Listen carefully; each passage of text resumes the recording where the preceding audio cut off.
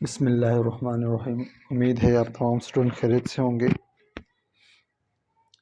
हमने urinary system का topic start किया था। पार्ट 1 हमने क्लियर कर चुके हैं और पार्ट 2 में मैंने बनाया नहीं था, बट एक शॉर्ट वीडियो मैंने बनाई थी नेफ्रॉन के हवाले से कि नेफ्रॉन क्या होते हैं, नेफ्रॉन का स्ट्रक्चर क्या होता है, एक किडनी के अंदर कितने नेफ्रॉन मोस्टली पाए जाते हैं और नेफ्रॉन के कौन कौन से पार्ट है, कौन सा पार्ट क्या फ़ंक्शन परफॉर्म करता है, ग्लोमेरुलर फिल्ट्रेशन कहाँ पर होती है, ये सारी चीज़ें मैंने उस शॉर्ट वीडियो में एक्सप्लेन कर दी थी। अभी जो आगे टॉपिक है इतना ज़्यादा तो नहीं है, बस वही नेफ्रॉन से रिलेटेड कुछ बातें हैं उसको भी डिस्कस कर लेते हैं और जो बाकी पार्ट रहता है उसको भी डिस्कस कर लेते हैं। शॉर्ट वीडियो होगी और नेफ्रॉन ये जो लेक्चर है ये उन स्टूडेंट को और क्लियर मज़ीद समझ आएगा जिन स्टूडेंट ने नेफ्रॉन वाली वीडियो देखी होगी, तो उन लोगों को मज़ीद क्लियर हो जाएगा। तो ये नेफ्रॉन का स्ट्रक्चर है। कल मैंने आप लोगों को बताया था कि नेफ्रॉन जो होते हैं बेसिकली हमारे किडनी के अंदर पाए जाते हैं और ये एक स्ट्रक्चरल एक फंक्शनल यूनिट है हमारे किडनी का। और जो ग्लोमेरुलर फिल्ट्रेशन रेट होती है, ग्लोमेरुलर फिल्ट्रेशन होती है, रीअब्जॉर्प्शन होती है, सारे काम ये करता है। तो ये मैंने आप लोगों को एक्सप्लेन किया था और अभी आगे डिस्कस करते हैं। यहाँ पर ये लिखा हुआ है describe the role of each component of the nephron in the term of the filtration and selective reabsorption and secretion involved in the formation of urine। ये बेसिकली क्लियरली मैंने आप लोगों को नेफ्रॉन के लेक्चर में समझाया था कि नेफ्रॉन क्या है, नेफ्रॉन के कौन कौन से कंपोनेंट है। कंपोनेंट से मतलब जो बाउमेन कैप्सूल है, अच्छा उसके साथ फिर प्रॉक्सिमल कन्वर्टर ट्यूब्यूल है, लोब ऑफ हिलने हैं, डिस्टल कन्वर्टर ट्यूब्यूल है, कलेक्टिंग डक्ट है। तो ये कंपोनेंट भी मैंने एक्सप्लेन किए थे और उसके साथ ये भी मैंने बताया था कि फ़िल्ट्रेशन कहाँ पर होती है, क्या चीज़ रीअब्सॉर्प्शन होती है और जो ये ट्यूब्यूल है ये कुछ चीज़ों को सिक्रेट आउट भी करता है जो हमारे बॉडी से बाहर निकलते हैं। तो मैंने वो कंप्लीट एक्सप्लेन किया था। ठीक है, डिस्कस करते हैं। अच्छा, ये एक ओवरव्यू है रीनल सिस्टम का, renal physiology. To produce urine, nephron and collecting duct perform of 3 basic process: glomerular filtration, tubular reabsorption और ट्यूबुलर सिक्रीशन। ये मैंने एक्सप्लेन किए थे नेफ्रॉन वाली पीपीटी में।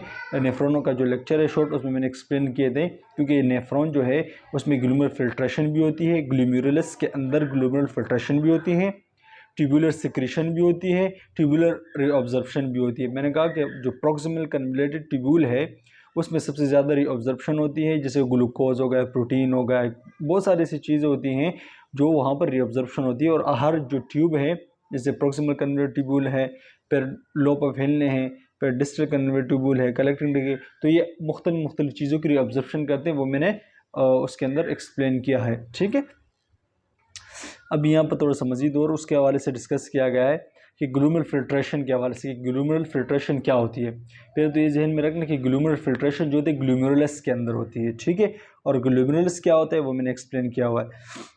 इन दिस ग्लोमेरुलर फिल्ट्रेशन की बात हो रही है। In the first step of the urine production, waste production, water most solute in the blood plasma move across the wall of glomerular capillaries into the glomerular capsule then into the renal tubule।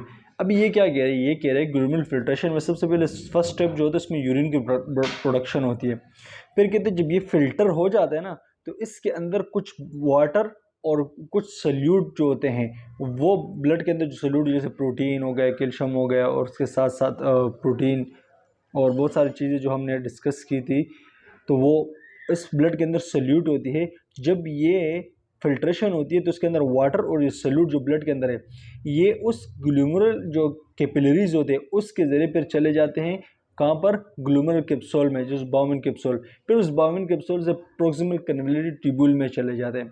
मैंने आपको पहले कहा कि glomerulus के अंदर filtration होगी, जैसे glomerulus के अंदर फिल्ट्रेशन होगी तो फर्स्ट फिल्ट्रेशन की सूरत में यूरिन बनना स्टार्ट हो जाता है। ठीक है, फिर उसमें जो वाटर होता है और जो फिल्टर, जो ब्लड फिल्टर हो रहा है उसके अंदर जो वाटर होता है या जो सब्सटेंसेस होते हैं वो क्या होते हैं, उस ग्लोमेरुलर कैपिलरीज के जरिए कहाँ चले जाते हैं, इनटू द ग्लोमेरुलर कैप्सूल, जो बाउमेन कैप्सूल मैंने आपको बताया था उस कैप्सूल के अंदर चले जाते हैं। फिर वो उस कैप्सूल से फिर कहाँ चले जाते हैं, रीनल ट्यूब्यूल। रीनल ट्यूब्यूल क्या है, प्रॉक्सिमल कन्वलेटेड ट्यूब्यूल, फिर लोब ऑफ हिलना, डिस्टल कन्वलेटेड ट्यूब्यूल और उसके बाद कलेक्टिंग डक्ट। फिर वहाँ से जैसे जैसे ये वाटर और उसके साथ साथ ये जो सब्सटेंसेस होते हैं तो ये जैसे ग्लूमेरुलर कैप्सूल में चले जाते हैं, तो उस ग्लूमेरुलर कैप्सूल से फिर फ़ौरन कहाँ चले जाते हैं, प्रॉक्सिमल कन्वेलर ट्यूबुल में, फिर वहाँ पर रीअब्जॉर्प्शन होती है। फिर जो जो जिन जिन चीज़ों की प्रॉक्सिमल कन्वेलर ट्यूबुल के अंदर रीअब्जॉर्प्शन हुई, फिर वो आगे से जाते हैं लूप ऑफ हिलना के पास, असेंडिंग लूप ऑफ हिलना, डिसेंडिंग लूप ऑफ हिलना, वहाँ पर कुछ चीज़ों की रीअब्जॉर्प्शन होती है। इसी तरह डिस्टल कन्वेलर ट्यूबुल में चले जाते हैं, फिर वहाँ से कलेक्टिंग डक्ट और फिर वहाँ से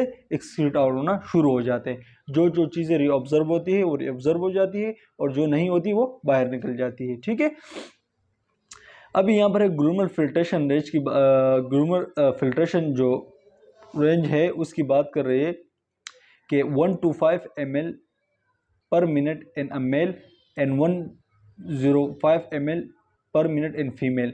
तो इसके अंदर मैंने अभी थोड़ा सा और भी इसके अंदर रिसर्च किया, तो ख़ास इतनी एवरेजेस लोगों ने इसमें नहीं बताई है, ना कोई ऐसा स्पेसिफिक कोई चीज़ बताई कि मेल के अंदर क्यों ज़्यादा हो सकता है या फीमेल के अंदर क्यों ज़्यादा कम होता है ग्लूमेरुलर फिल्ट्रेशन रेट। हाँ, बहरहाल इसमें ये डिस्कस किया गया है जो मैंने बुक्स में पढ़ा भी, तो उसमें ये कहा कि भाई एज के साथ जैसे जैसे एज इंसान की बढ़ती जाती है तो ग्लूमेरुलर फिल्ट्रेशन जो रेट है वो डिक्रीज़ होना स्टार्ट हो जाता है। ये उसमें मेन पॉइंट है।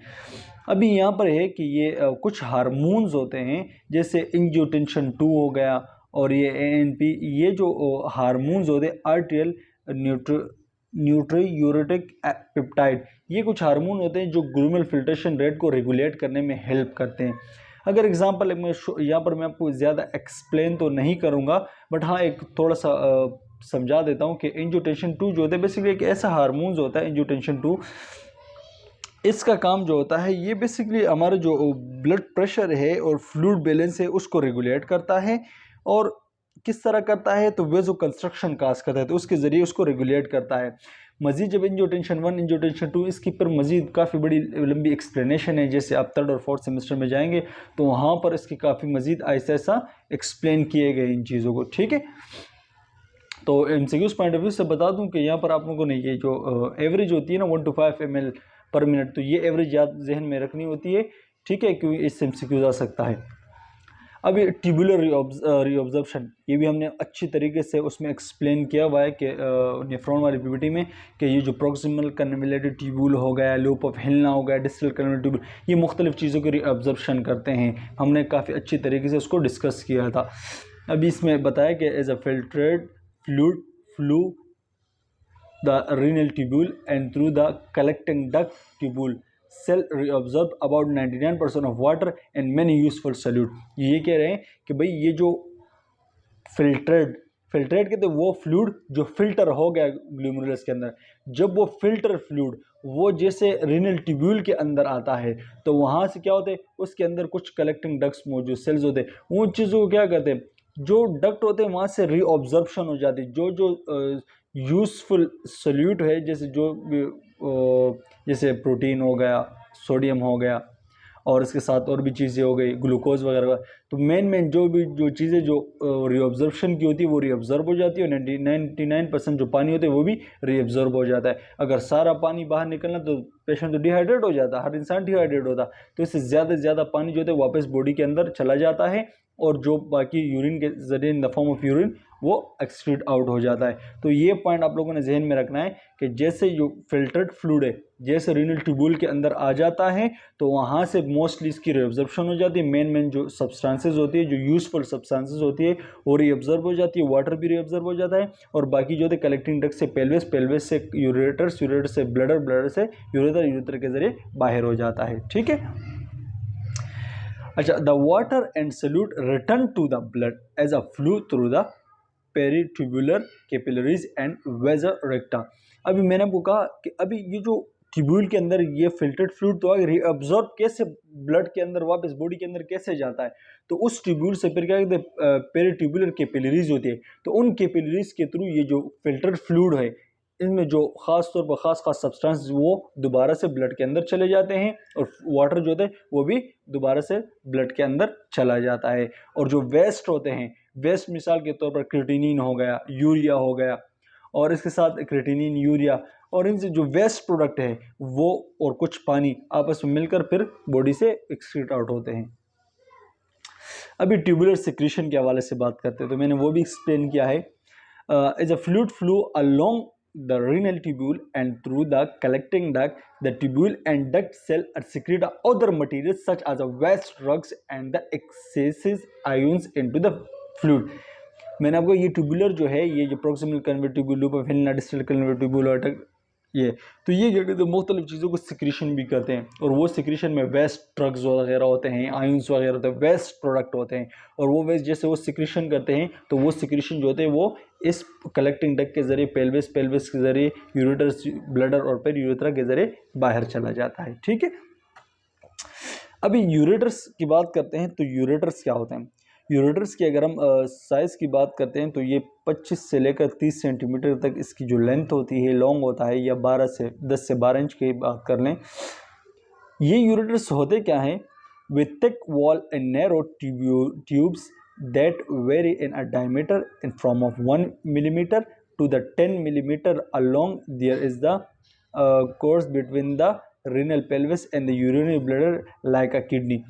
ये ध्यान में रखना है, ये यूरेटर्स जो है ये बेसिकली एक ऐसा ऑर्गन है, एक ऐसा, अगर हम इसकी चौड़ाई की बात करते हैं तो डायमीटर इसके 1 मिलीमीटर होगा, और लेंथ की बात करें तो 10 मिलीमीटर जो होगा इसकी जो लेंथ होगी। अच्छा, यहाँ पर जहन में 1 मिलीमीटर से लेकर 10 मिलीमीटर तक इसकी चौड़ाई हो सकती है। ठीक है, 1 मिलीमीटर से लेकर 10 मिलीमीटर तक इसकी चौड़ाई हो सकती है, वेरी करता है डिफरेंट। ये यूरेटर का सिर्फ एक ही इम्पोर्टेंट रोल है कि ये जो किडनी का जो पेल्विस है जहाँ पर यूरिन आता है, तो उस जगह से यूरिन को कलेक्ट करता है और ब्लडर में लेकर आके छोड़ देता है। इसका सबसे इम्पोर्टेंट काम ये है कि ये एक पैसेज वे है, एक रास्ता है जो किडनी से यूरिन को कलेक्ट करता है और ब्लडर के अंदर आके उसको एम्पटी कर देता है, खाली कर देता है। ठीक है, फिर the wall of the ureters consist of 3 layers. अभी ये यूरेटर्स जो हैं दो यूरेटर्स होते हैं, इनके किस चीज़ से, इनके 3 वॉल्स होते हैं, मतलब 3 लेयर से मिलकर बने होती है। इनकी जो यूरेटर्स की सबसे आउटर लेयर होती है उसको फिब्रस कॉर्ड कहते हैं, और जो मिडल लेयर होती है मस्कुलर कॉर्ड कहते हैं, मसल्स की बनी होती है, और उसके साथ जो सबसे इनर लेयर होती है उसको लिंगिट्यूडनल स्मूथ मसल्स कहलाते हैं, वो लिंगिट्यूडनल स्मूथ मसल से बनी होती है। तो इस कॉर्ड का नाम जहन में रखना है तो एक दफ़ा रख लें, बेहतर है। ठीक है, बहरहाल इसकी जो लेंथ है वो आप लोग जहन में रखें। ठीक है, और ये भी जहन में रखें कि भाई एक कौन सा एक ऑर्गन है जो पैसेज वे है जो किडनी से यूरिन को कलेक्ट करता है और ब्लडर के अंदर ले आता है। अच्छा, तो अभी यूरिनरी ब्लडर के हवाले से बात करते हैं। The urinary bladder is a hollow. ये MCQs पॉइंट ऑफ व्यू से इंपॉर्टेंट है कि भाई कि यूरिनरी सिस्टम में वो कौन सा ऑर्गन है जो होलो स्ट्रक्चर है। तो एक ही स्ट्रक्चर है होलो, वो हमारे पास ब्लडर है। ठीक है, ये होलो होता है, होलो मीन्स अंदर से खाली सा होता है, एक गुब्बारे नुमा स्ट्रक्चर होता है। ठीक है, distinguishable muscular organ and situated in the pelvic cavity and posterior to the pelvic symphysis। अभी ये बता रहे कि ब्लडर कहाँ पर मौजूद होता है, तो ये हमारी जो पेल्विक कैविटी होती है उसके पास मौजूद होता है। ठीक है, pelvic cavity posterior to the pubic symphysis, pelvic cavity के पोस्टीरियर साइड पर मौजूद होता है। अभी यहाँ पर बात करें, in male it is directly to the rectum and female it is anterior to the vagina and inferior to the uterus. अभी इनकी एग्जैक्ट लोकेशन बताइए कि मेल के अंदर, देखो मेल और फीमेल का जो यूरिनरी ब्लडर होता है उनकी जो लोकेशन थोड़ी सी डिस्टर्ब होती है, चेंज होती है। उसकी वजह क्या होती है, क्योंकि फीमेल का जो यूट्रस होता है तो उसकी वजह से उसकी जो लोकेशन वो डिस्टर्ब होती है। ठीक है, डिस्टर्ब नहीं होती है बट नेचुरली वो एक ही लोकेशन पे नहीं होते। अभी मेल का जो रेक्टम है ना उसके बिल्कुल आगे फ्रंट पे इंटीरियरी वो ब्लडर, यूरिनरी ब्लडर मौजूद है। बैक साइड पे रेक्टम होगा और उसके बिल्कुल इंटीरियर, बिल्कुल आगे सामने वो आपका यूरिनरी ब्लडर होगा। ये मेल के अंदर की बात हो रही है। ठीक है, अभी फीमेल की बात करें, it is the interior to the vagina and inferior to the uterus. अभी क्या करें, फीमेल का आगे की फीमेल का जो वेजाइना है उसके बिल्कुल इंटीरियरी आपका यूरिनरी ब्लडर मौजूद होगा और फीमेल के यूट्रस के नीचे आपका यूरिनरी ब्लडर मौजूद होगा। मैं दोबारा से एक्सप्लेन कर दूं कि मेल के रेक्टम के बिल्कुल इंटीरियर, बिल्कुल सामने यूरिनरी ब्लडर मौजूद होता है, फीमेल की विजाइना के बिल्कुल इंटीरियर, बिल्कुल सामने वो यूरिनरी ब्लडर होगा, और यूट्रस जो उसके नीचे ये यूरिनरी ब्लडर मौजूद होता है। तो ये दो बात जहन में रखना। पेयर एंड शेप होता है। और यूरिनरी ब्लैडर की कैपेसिटी की बात करें तो 700 ml से लेकर 800 ml तक ये यूरिन को स्टोर कर सकता है। जब इससे ज़्यादा यूरिन इसमें आता है या 500 तक, मुख्तलिफ बुक्स में मुख्तलिफ रेंज दिए हैं यूरिनरी ब्लैडर, बाज़ों में 500 ml का एवरेज दिया गया है। तो मोस्टली जब 400-500 तक इस तरह ब्लड यूरिन पहुंच जाता है तो उसके अंदर सच रिसेप्टर होते हैं, वो स्टिमुलेट होना स्टार्ट हो जाते हैं और फिर उसको एम्पैथी होना लाजमी होता है। वैसे स्टोर जो है वो 7 से लेकर 800 ml वो स्टोर कर सकता है यूरिन को। अभी यूरिनरी ब्लैडर की बात करें, the wall of the bladder well has 3 principal tissue layers और कॉर्ड। देखो 3 किस्म के लेयर पर मुश्तमिल है, म्यूकोसा, सब म्यूकोसा और मस्कुलरीज। ठीक है, यूरेथ्रा की बात करते हैं तो यूरेथ्रा एक ऐसे जंक्शन होता है जो ब्लैडर के अंदर जो यूरिन है उसको खाली करता है, बॉडी से एक्सक्रीट आउट बाहर करता है। The urethra is a small tube leading from the urinary bladder internal urethral in the floor of the urinary bladder to the exterior of the body. ये क्या कह रहे हैं कि यूरेथ्रा जो है ये बेसिकली एक ट्यूब नुमा स्ट्रक्चर होता है और ये यूरिनरी जो ब्लैडर है वहाँ से ये स्टार्ट होता है। यूरिनरी ब्लैडर का जो एंड होता है interior urethral in the floor of urinary bladder. Urinary bladder का जो बिल्कुल आखिरी वाला हिस्सा होता है वहाँ से ये स्टार्ट होता है और एक्सटीरियर ऑफ द बॉडी, और बॉडी के एंड एक्सटीरियर पार्ट तक मौजूद होता है, फिर वहाँ से यूरिन आउट होती है। Urethra is the terminal portion of the urinary system. MCQs के पॉइंट ऑफ व्यू से बहुत ज़्यादा इंपॉर्टेंट है कि यूरिनरी सिस्टम में जो टर्मिनल पोर्शन होता है यूरिनरी सिस्टम का वो कौन सा होता है, तो यूरेथ्रा है। ठीक है, और ये एक पैसेज वे भी है जो यूरिन को डिस्चार्ज करता है बॉडी से बाहर। ठीक है, अभी मैच्योरेशन की बात देखो, मैच्योरेशन कैसे कि यूरिन को बेसिकली कहते हैं। ठीक है, वे डिस्चार्ज जब यूरिन को करते हैं ना, यूरिन एक्सक्रीट यूरिन पास करते हैं तो उस प्रोसेस को, उस चीज़ को मैच्योरेशन कहते हैं। Discharge of urine from the urinary bladder called maturation, also known as urination and wording. ये 3 वर्ड्स इस्तेमाल होते हैं और ये घबराना नहीं, अगर मैच्योरेशन की जगह वर्डिंग भी लिखा हो तो सेम मतलब है, यूरिनेशन लिखा तो सेम मतलब है। जब यूरिनरी ब्लैडर खाली होता है और यूरिन बॉडी से बाहर निकलता है जाता है तो इस प्रोसेस को, इस चीज़ को मैच्योरेशन भी कहते हैं, यूरिनेशन भी कहते हैं और वर्डिंग भी कहते हैं। Way combination of involuntary and voluntary muscles contraction. देखो 2 चीज़ जहन में रखना, अभी वॉलंटरी मसल और इनवॉलंटरी मसल क्या होते हैं, देखो जहन में रखना, वो मसल जो आपके इख्तियार में है, जिसको आप खुद से कंट्रोल कर सकते हो, वो बेसिकली आपके वॉलंटरी मसल्स कहलाए जाते हैं। इनवॉलंटरी मसल उन मसल्स को कहते हैं जो आपके इख्तियार में नहीं हो, जो आप उसको कंट्रोल नहीं कर सकते। मैं एग्जांपल भी देता हूँ। सबसे पहले वॉलंटरी मसल की एग्जांपल, हमारी ज़बान जो है ये हमारी वॉलंटरी है, क्योंकि हम अपनी मर्ज़ी से ज़बान को, हम चाहे ज़बान को ऊपर कर सकते हैं, ये सारी मर्ज़ी तो अल्लाह की है, मगर हम जब कोशिश करते हैं तो हम अपनी ज़बान को खुद ही, अल्लाह ने ताकत दी है कि इसको आप खुद से कंट्रोल करो। जब हम ज़बान को मूव करते हैं, हमारे जो लिप्स है इसको हम कंट्रोल करते हैं, मूवमेंट करते हैं, हमारे जो स्केलेटन के जो मसल्स है इसको हम खुद से कंट्रोल करते हैं। तो ये बेसिकली वो मसल जो आपके इख्तियार में हो, आप उसको कंट्रोल कर सकते हो, वो आपको वॉलंटरी मसल्स कहलाए जाते हैं। इनवॉलंटरी हमारे जो डाइजेस्टिव सिस्टम के जो मसल्स होते हैं, जैसे कि इंटेस्टाइन के मसल हो गए, स्टमक के हो गए, कार्डिक मसल्स हो गए, ये हमारे कंट्रोल में तो नहीं है, नेचुरली खुद ही कंट्रक्शन होती है, खुद ही हमारे कंट्रोल में नहीं होते।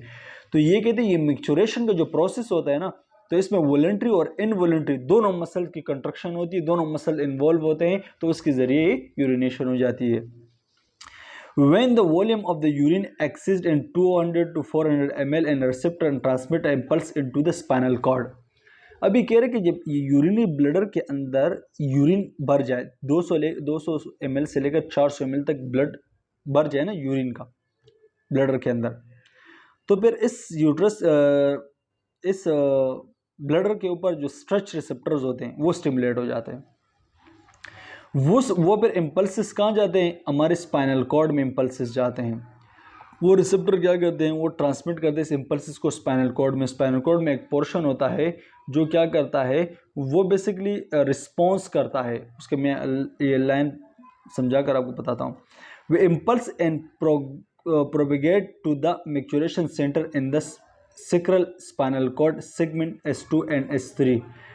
Trigger spinal and called a micturition reflexes. देखो ये क्या होता है, जैसे ब्लडर के अंदर यूरिन बढ़ जाता है 200 से 400 ml तक, तो ये इम्पल्सेस जो होती है ये सीधी चली जाती है हमारे स्पाइनल कॉर्ड के S2 S3 का जो पोर्शन होता है, वहाँ पर मैच्योरेशन सेंटर है, वहाँ पर जाते इसके सिग्नल पहुँच जाते हैं कि भाई ब्लडर जो है वो फुल हो चुका है।